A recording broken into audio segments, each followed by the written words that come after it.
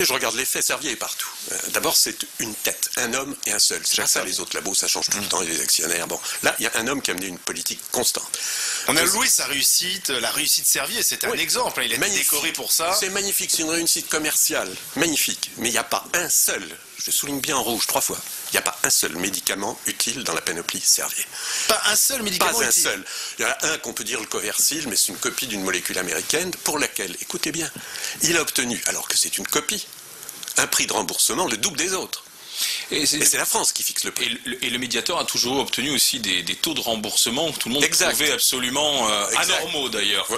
Tout le monde était d'accord que c'était soit un petit médicament, soit pas un médicament. Alors comment a-t-il fait? Il restait 65%. Comment a-t-il fait alors? C'est le poids politique que représente Servier. Servier, c'est Neuilly. Vous n'avez pas de mal à extrapoler ce que je veux dire. Le président du Conseil de l'Ordre de Neuilly, le directeur de l'hôpital américain et de Neuilly, le représentant de l'industrie pharmaceutique dans le plus grand groupe hospitalier du monde, l'Assistance publique de Paris, c'est un employé de Servier.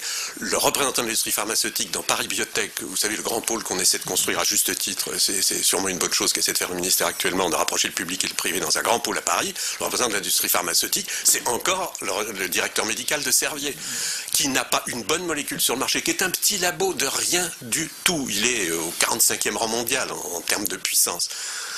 Mais ça veut dire quelque chose. Tout petit qu'il soit, il représente presque financièrement et en termes d'emploi notre fleuron nucléaire Areva.